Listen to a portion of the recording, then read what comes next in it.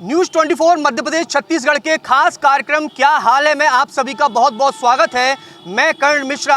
आपकी प्रकृति का क्या हाल है इसको जानना बेहद ज़रूरी है, क्योंकि यदि आज आप सही समय पर सचेत नहीं हुए तो आने वाला भविष्य खतरनाक हो सकता है। और यही वजह है कि यहाँ पर आप ये सभी शख्सियत हैं जो लोगों को जागरूक कर रहे हैं प्रकृति संरक्षण के प्रति। और एक मुहिम जो है वो छेड़ दी गई है जो कि टूर के रूप में रहेगी। देश भर में जगह जगह जाके लोगों को जागरूक किया जाएगा और उन्हें प्रकृति संरक्षण को लेकर संकल्प दिलाया जाएगा। हमारे साथ माननीय अध्यक्ष जी मौजूद हैं। जिस तरह से ये कारवां शुरू हुआ है, तो ऐसी स्थिति में आप क्या कहेंगे, वर्तमान में हमारी प्रकृति का क्या हाल है? निश्चित तौर पे ये बहुत अच्छी पटेरिया जी के द्वारा पहले, इससे देश में जागरूकता आएगी। युवा जो पर्यावरण के प्रति काम कर रहे हैं, इसके अलावा जो पर्यावरण के क्षेत्र में काम नहीं कर रहे हैं वो भी जागरूक होंगे। निश्चित तौर पे एक अच्छी पहल है और इससे जब पेड़ बचेंगे तो उससे पहाड़ बचेंगे, प्रदूषण मुक्त देश होगा। तो निश्चित तौर पे जो अभी भावाई स्थिति हो रही है पूरे देश में, उत्तराखंड में आपने देखा, हिमाचल में आपने देखा, पहाड़ किस प्रकार से रख रहे हैं, आजीवन लोगों का अस्त व्यस्त हो गया है।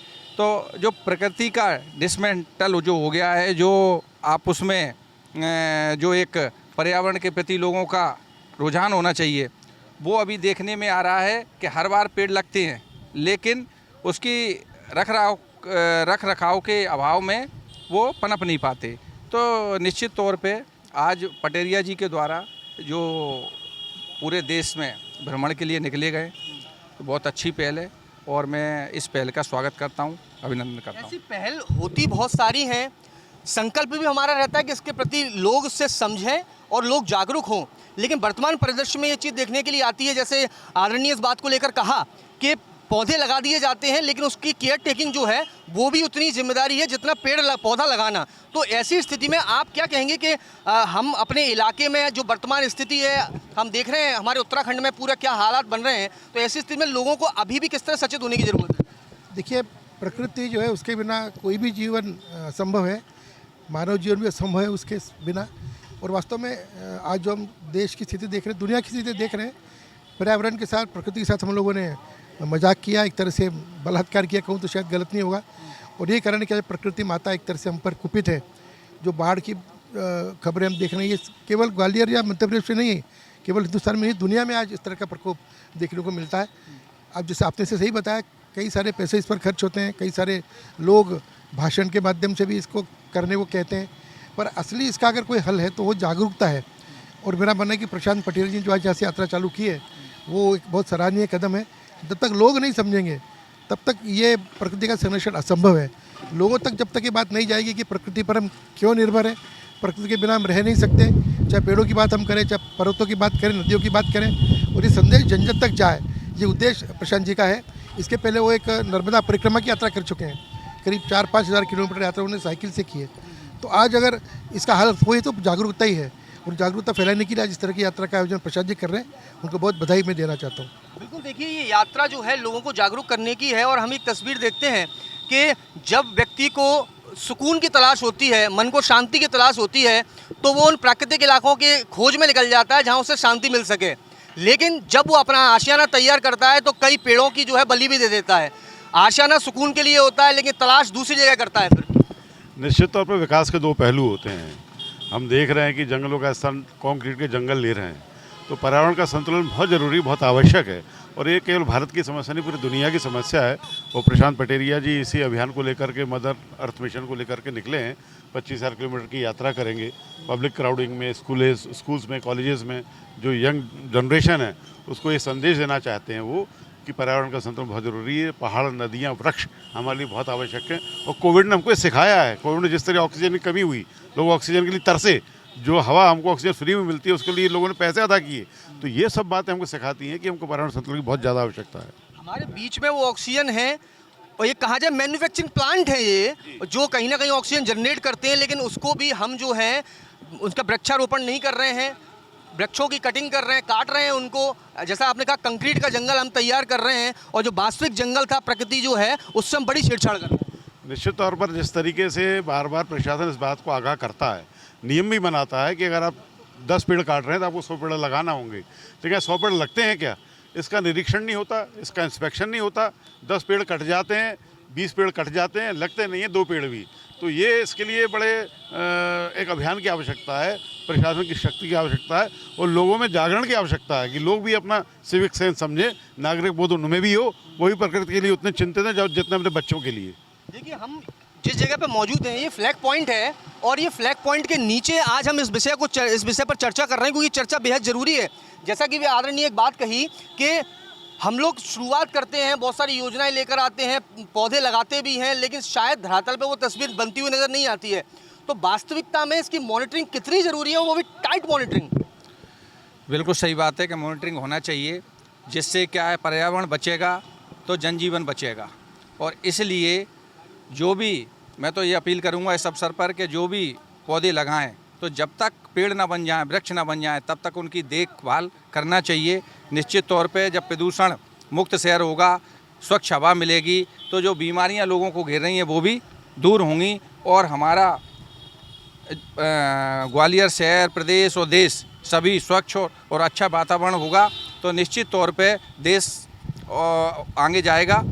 इसी शुभकामनाओं के साथ मोनू को एक बार फिर बधाई देता हूँ, शुभकामनाएं देता हूँ। बिल्कुल, देखिए ये वो शख्स हैं जिन्होंने इस यात्रा का फैसला लिया, मन में विचार बनाया कि एक ऐसी यात्रा करनी चाहिए जो लोगों को जागरूक करे। और जिस तरह से उन्होंने, ये देख सकते हैं आप यहाँ पर एक जो लोगो यहाँ पर दिया हुआ है कि हमारे हाथों में हमारी प्रकृति है, इसको सहेजने की जिम्मेदारी भी हमारी है, क्योंकि आज हमने वर्तमान को ठीक नहीं किया तो कल हमारा खराब होने वाला है। भैया ये माना जाए कि कल जो है हाल जो है वो बेहाल हो सकता है, समय पर चेतित नहीं हुई। देखिए साहब, मैंने कुछ वर्षों पूर्व एक लेख पढ़ा था कि हिंदुस्तान की वायु गुणवत्ता के मामले में 134 देशों का एक विश्लेषण आया था कि सबसे खराब वायु गुणवत्ता कहाँ की है, तो उसमें भारत देश का भी नाम था, लेकिन उससे खराब बांग्लादेश और पाकिस्तान की थी, लेकिन कहीं ना कहीं हम थे। लेकिन आज उस वर्षों के बाद आज पर्यावरण के प्रति भारत में भी काफ़ी जनजागरूकता आई है, काफ़ी सुधार हुआ है। तो हम देख रहे हैं इसका कारण हमारे देश के प्रधानमंत्री मुखिया जो नरेंद्र मोदी जी हैं उनको श्रेय जाता है। तो हम कहीं ना कहीं जो मोनू पटेरिया जी हैं उसी आयोजना को, आदरणीय मुखिया जी की आयोजना को लेकर आगे बढ़ने का काम कर रहे हैं। तो मुझे लगता है ये इसके फल भी दिखाई देंगे, निश्चित ही मुझे लगता है। भारत जो है वो युवाओं का देश है। एक युवा जागरूक हो गया, कल दूसरा होगा, तीसरा होगा, और एक तरीके से कहा जाए जब युवाओं की टोली इस तरह से इस कारवां में जुड़ जाएगी तो एक बड़ा सकारात्मक संदेश जो है मुट्ठी बनकर लोगों के बीच पहुंचेगा। निश्चित ही जो आपने बात कही है, छोटे छोटे पगों से, छोटे छोटे कदमों से ये विशाल यात्रा तय की जाएगी और मुझे लगता है ये मोनू जी के छोटे छोटे कदम और युवाओं को भी प्रेरणा देंगे कि कैसे हम इस देश को पर्यावरण के प्रति कैसे सचेत कर सकते हैं। और मैं आपको एक और बात बता रहा हूँ, आपने देखा हो कितना अंतर स्वच्छता को लेकर, चाहे कितना अंतर आया है कि आज जरा सा बच्चा अपने पिताजी को एक कचड़ा जब वो फेंकता है कार में से, चलती कार में से, तो वो कचड़ा बच्चा टोकता है, पापा ये कचड़ा फेंकना नहीं है, ये डस्टबिन में हमें कचड़ा डालना है। तो आप कुछ ना कुछ परिणाम तो दिखाई दे रहे हैं। देखिए बिल्कुल, देखिए परिणाम दिखाई दे रहे हैं और इसके प्रति लोगों को समझना भी पड़ेगा, सचेत भी होना पड़ेगा।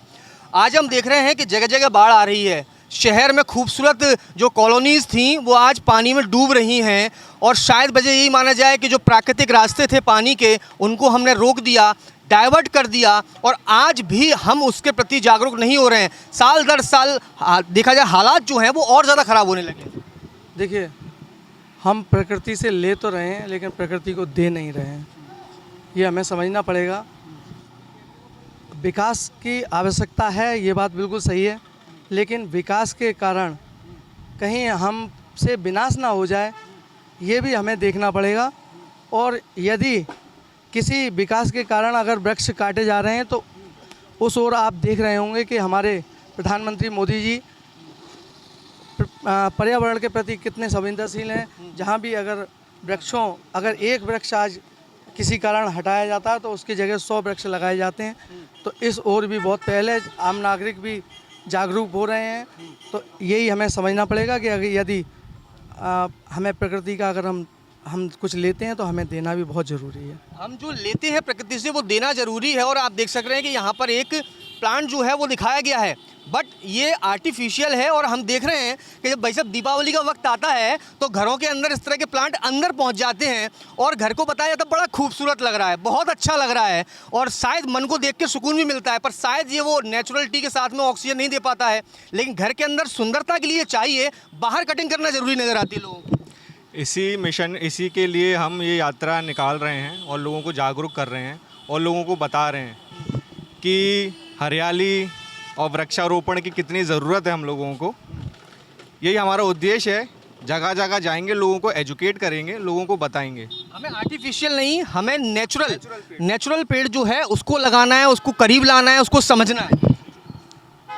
देखिए, हमारी जो ये यात्रा है ये वृक्षालय का मदर अर्थ मिशन है और इस यात्रा का मुख्य उद्देश्य जो है, हमें लोगों के बीच में, हमने जो वो प्लास्टिक का वृक्ष आपने देखा वो है एक सिर्फ एक आप मैसेज के लिए है। हमारा जो कार्य है वो मैसेज देना है। हम वो बात नहीं कर रहे हैं कि हम 4 लाख वृक्ष लगाएंगे, 5 लाख। दुनिया में बहुत सारे लोग बहुत कार्य कर रहे हैं इस विषयों पर, और लेकिन वो एक वृक्ष को लगाने के इसमें किसी की बात नहीं। लेकिन मेरा ये मानना है कि अगर एक वृक्ष भी आप लगाते हैं अपने जीवन में, और पौधा, अगर एक पौधे को आप वृक्ष बना देते हैं तो वह आपके जीवन का बहुत बड़ा कार्य हो जाता है। तो ये वृक्षालय की जो यात्रा, जो वृक्षालय जा रहा है, वो ये कहने जा रहा है कि आप अपने जीवन काल में सिर्फ एक वृक्ष लगाएं, लेकिन उसको एक पौधा लगाएं, लेकिन उसको वृक्ष तक की यात्रा कराएं। देश के प्रधानमंत्री ने तो एक बात कह दी है, एक पेड़ माँ के नाम, और माँ के नाम लगाना शुरू करेंगे आप तो कहीं ना कहीं प्रकृति माँ के नाम वो पौधा लगेगा और भविष्य में वो हमें फल फूल, स्वच्छ हवा, सब कुछ देगा। ये बात बिल्कुल सत्य है कि आदमी को अपने जीवन में एक छोटा सा वृक्ष, छोटा सा पौधा लगा करके, और उसकी चिंता जब तक करना चाहिए जब तक वो वृक्ष ना बन जाए। अगर ये सभी लोग ऐसी चिंता करेंगे तो देश में जो प्रकृति का जो वातावरण है वो काफ़ी सुखद और आनंदमय होगा। बिल्कुल, देखिए सुखद और आनंदमय होगा, और इस आनंद को पाने के लिए ही उस वास्तविक आनंद की जो है वो तलाश की जा रही है। हमको अपनी आंखों पे लगे हुए इस, शायद देख रहे हैं अभी काला चश्मा स्मार्टनेस तो बना रहा है, अच्छे भी लग रहे हैं यहाँ, बहुत अच्छे लग रहे हैं कि नहीं लग रहे हैं? लग तो रहा है, अच्छे लग रहे हैं। बस यही चीज़, ये चश्मा उतारने की ज़रूरत है। यदि समय रहते चश्मा नहीं हटाएंगे नहीं तो ये काली फ्रेम जो है भविष्य में सब कुछ काला कर देगी, ये माना जाए फिर? बिल्कुल सर, चश्मा उतारने के समय की ज़रूरत है, समय पर। आँखों में लगे पर्दों को भी हटाना पड़ेगा, लोगों को जागरूक भी होना पड़ेगा। घर घर, बच्चे से लेकर बूढ़े तक सबको ये बताना पड़ेगा कि वृक्षों की हमें कितनी ज़रूरत है और वृक्ष लगाने कितने ज़्यादा ज़रूरी हैं। ये ज़रूरी है, लेकिन अब युवाओं को आप किस तरह इससे जोड़ेंगे, कनेक्ट करेंगे? युवाओं को हम, जो अभी ट्रेंड चल रहा है इंस्टाग्राम, फेसबुक, यूट्यूब, इसके माध्यम से हम जोड़ने का प्रयास करेंगे लोगों को, और लोगों को बताएंगे कि कितनी ज़रूरत है, कितनी ज़रूरत नहीं है। कितनी ज़रूरत है, कितनी ज़रूरत नहीं है, और ये बात तो जो मैसेज, जो संकल्प लिया है उससे भी समझ में आ रही है कि लोगों को समय पर जागरूक होना ज़रूरी है। ज़रूरी है, बहुत ज़रूरी है। जैसे कि मानव ने अपने शरीर को मार दिया, मनुष्य ने जैसे कुल्हाड़ी से पेड़ को काटा है ना, वैसे ही मानव ने अपने शरीर को मार दिया है। वृक्ष रोपण करोगे, स्वस्थ रहोगे, हरियाली रहेगी, देश अच्छा रहेगा, सब कुछ अच्छा रहेगा। देश अच्छा रहेगा, सब कुछ अच्छा रहेगा, मन अच्छा रहेगा जब हम सब एकजुट हो जाएंगे, ये माना जाए। बिल्कुल सर, बिल्कुल। जब सब हम लोग एकजुट हो जाएंगे, वृक्षारोपण करना चाहिए। अभी आज खेत में आप देख रहे हैं कि कितने वृक्ष काटे जा रहे हैं। आज जो पहाड़ियाँ हैं, पहाड़ियाँ बची गए हैं, पहाड़ियाँ कटती जा रही, जंगल कटते जा रहे हैं। तो हमको, हर बंदे को अवेयर होना चाहिए उस चीज़ के लिए। वृक्षारोपण करना, वृक्ष लगाना चाहिए, बढ़ाना, सबको करना चाहिए, सब चीज़ें। मैं वही बोलूँ। कहा भी जाता है कि हरा हरा सब कुछ अच्छा लगता है। आप देख रहे हैं पास में ये पेड़ जो है वो नज़र आ रहा है, ये सूख गया है, और ये सूखा हुआ पेड़ जो है वाकई में इन सब हरियाली के बीच अलग नज़र आ रहा है। और शायद ये माना जाए कि लोगों के मन के अंदर जो सकारात्मक सोच थी वृक्षारोपण को लेकर, हमारी प्रकृति को सहेजने के लिए, उसको बचाने के लिए, वो शायद इस पेड़ की तरफ मुरझा गई है। उसी सोच को पूरा करने के लिए वृक्षालय का हम लोगों ने मुहिम बनाई है, क्योंकि इस मुहिम में हम बेसिकली लोगों को ये बताना चाहते हैं कि वृक्ष कितना ज़रूरी है, क्योंकि विदाउट वृक्ष इस धरती पर रहना पॉसिबल नहीं है। इसी सोच को आगे लाने के लिए ये 25,000 किलोमीटर की मिस्टर प्रशांत पटेरिया जी द्वारा ये यात्रा की जा रही है, जो कि पूरे भारत देश में हर एक स्टेट को वो कवर करते हुए फिर 3 से 4 महीने की पूरी यात्रा है। ये लंबी यात्रा है, और इस यात्रा के बीच जिस तरह से पूरा माहौल बनेगा, उस माहौल को समझने के लिए लोगों के पास, लोगों की भाषा में, लोगों की विचार में, लोगों की सोच के साथ किस तरह से इस मैसेज को आप पहुंचाएंगे, कहां कहां तक ये यात्रा जाएगी, क्या इनमें वो विशेष जगह भी रहने वाली हैं जहां पर माना जाए कि प्लांटेशन काफ़ी कम हो गया है, स्वच्छ हवा नहीं बची है?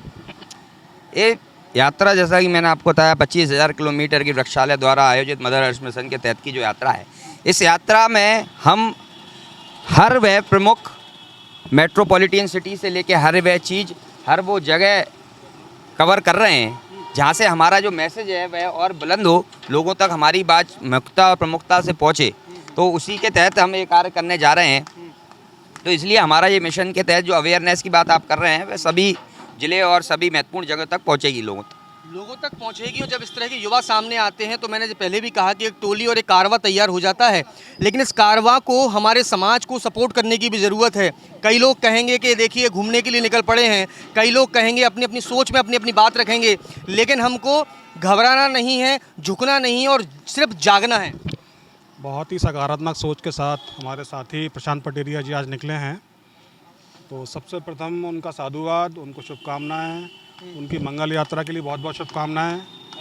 दूसरा, जो आपने कहा कि इस तरह से लोग सोचेंगे, तो एक बहुत पुराना गाना है, कुछ तो लोग कहेंगे लोगों का काम है कहना, है ना। तो ये हमारी छोड़ो बेकार की बातों को आपने तुरंत आगे बढ़ते ही रहना। आज हम दिन रात देख रहे हैं कि जिस तरह से हमें संपूर्ण विश्व में अतिवृष्टि की घटनाएं और जंगलों में आग की घटनाएं देखने को मिल रही हैं, तो प्रकृति लगातार हमें चेतावनी दे रही है। यदि आज भी हम नहीं संभले तो इसके और ज़्यादा दुष्परिणाम हमको झेलने को मिलेंगे जो है। तो समय रहते हैं हम इन चेतावनियों को समझें और इस दिशा में प्रयास करें। इस दिशा में छोटा सा प्रयास हमारे प्रशांत पटेरिया जी भी कर रहे हैं।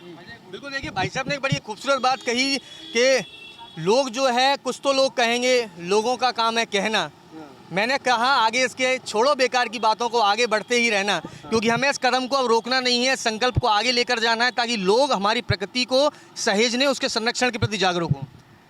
देखो साहब, प्रधानमंत्री नरेंद्र मोदी जी ने एक समय एक बात कही थी, अगर एक कदम एक व्यक्ति चलता है तो 150 करोड़ ये कदम चलते हैं। और मैं कहता हूँ भारत देश इतना असीम संभावनाओं का देश है कि अगर ठान ले तो मुझे लगता है कि जो प्रकृति एक जो विषय बहुत छोटा हो जाएगा। आज जो इतना बड़ा दिखाई दे रहा है, मोनू जी जैसे ऐसे युवा अगर इस बात को ठान लेंगे कि हमें प्रकृति को सहेजना है, संवारना है, तो मुझे लगता है कि एक क्रांतिकारी कदम होगा। और जो प्रधानमंत्री जी ने सपना देखा है कि भारत को विश्व में 1 नंबर पे ले जाना है, तो उस दिशा हम बढ़ रहे हैं। जाके विश्व की सबसे बड़ी आबादी है और कहते हैं कि भीड़ को हमेशा मतलब कमज़ोर मत समझिए। ये भीड़ जिस तरफ चल देती है उस तरफ एक नया रास्ता तैयार कर लेती है।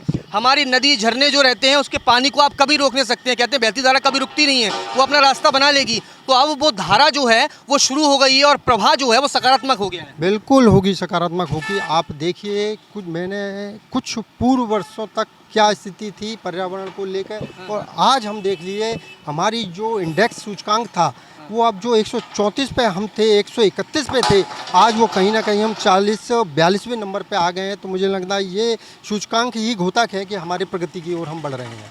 हम प्रकृति की तरफ बढ़ रहे हैं और ये जो बात है वो बेहद ज़रूरी है। कुछ लोग कहते हैं, कुछ लोग नहीं कहते हैं कि भैया ये माना जाए हम सब कुछ तरह से आगे बढ़ रहे हैं। युवा ने एक संकल्प लिया है, युवा ही आगे बढ़ा रहे हैं। अब बिल्कुल। किस तरह से जागरूक करेंगे आप अपने आस पड़ोस में आसपास के लोगों को? प्रदूषण नहीं फैलाएंगे, गंदगी नहीं करेंगे, कोई उल्टा सीधा काम नहीं करेंगे जिससे गंदगी हो। वो आसपास कोई पेड़ काटे? अरे ऐसे कैसे काटेगा, हम तो हैंगे, रोक देंगे। बिल्कुल रोक देंगे। क्या कहेंगे? कैसे कैसे काट रहे हो आप? जीवन तो हमारा खराब होगा ना आगे जाके इससे। आपको तो हो नहीं रहा, आप तो आज काट के चले जाएंगे बस। बिल्कुल, देखिए जो आने वाला भविष्य है हमारा, उस भविष्य को कहीं ना कहीं प्रभावित कर देंगे यदि हम समय पर जागरूक नहीं होंगे। और आप देखिए ये युवाओं की टोली ने जो शुरुआत करी है कि लोगों को जागरूक करने की, लोग इस कदम को समझें, इसको पहचानें। और ये जो हाथ में एक वृक्ष जो नज़र आ रहा है इसको हमें सहेजना है, क्योंकि प्रकृति संरक्षणम संतते समर्पणम, मतलब कहा जाए कि हमको अपनी प्रकृति के लिए पूरी तरह से अब समर्पित होना ही पड़ेगा। यदि आज हम समर्पण को अपने अंदर जागरूक नहीं कर पाए, अपनी अंतरात्मा को नहीं पहचान पाए, इस कारवां में नहीं जुड़ पाए तो साफ तौर पर ये आने वाला भविष्य हमारे लिए कई कठिनाइयों और चुनौती को देखते हुए नजर आएगा। लिहाजा हम भी अपने दर्शकों से यही अपील करते हैं कि आप भी आज से एक संकल्प लें, अपने घर के बाहर, अपने आसपास, अपने जीवन काल में एक पौधा जरूर लगाएं। कैमरा पर्सन मनोज के साथ कर्ण मिश्रा, न्यूज़ 24 ग्वालियर।